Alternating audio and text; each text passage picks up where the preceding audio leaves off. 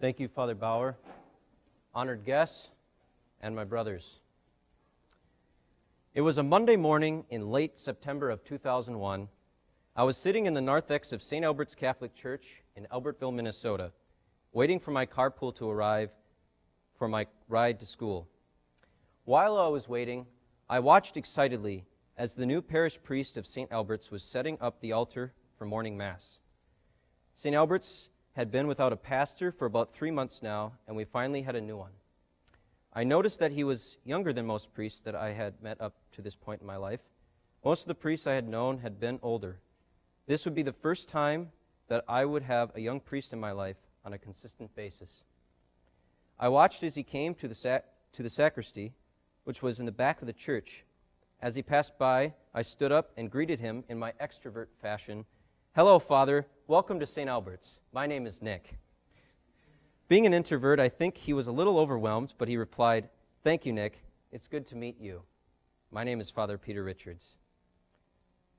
After our brief exchange, he walked to the sacristy. Little did I know the impact that he was going to make on my life.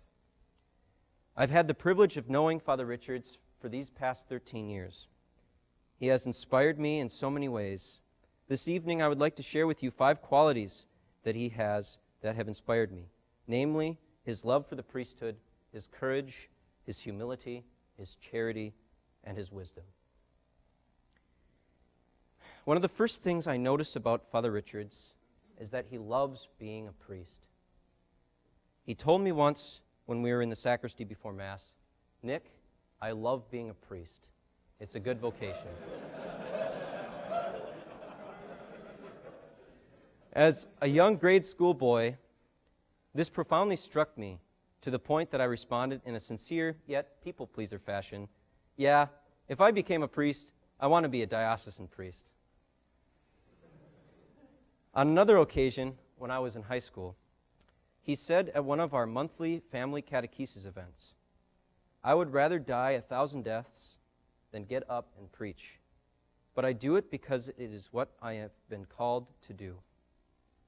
This profoundly struck me as well. When I listened to him preach back then, and even when I listen to him preach today, I can see how the Lord works through Father's preaching, especially when he has to preach on the tough issues.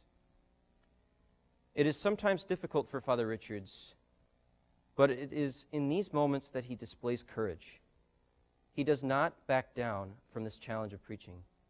He does his duty, and he does it humbly, and he does it well. Father Richards is humble. He never shows off, or if he does it to make other people laugh, but not for his own glory. He shows up to where he needs to be, and he is always present to those whom he is with.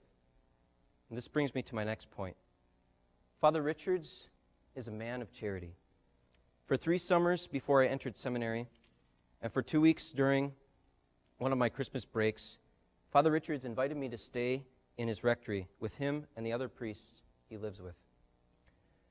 I was able to do holy hours with him, have meals with him, and celebrate Mass with him on his days off. I was able to see the discipline with which he lives his life as a priest. He went to bed early and got his sleep so that he could wake up early and prepare himself for the day with holy hour. I can tell that it is from this holy hour every day that his charity flows. Father Richards is also a man of wisdom. In my conversations with him, especially in moments when I'm struggling, he's always there to listen and to offer words of wisdom. Like him, my brothers, let us come to the Lord in our daily holy hours and draw our strength for him, so that we can be men of humility, men of courage, men of charity, men of wisdom, and men who love the priesthood. Praise be Jesus Christ.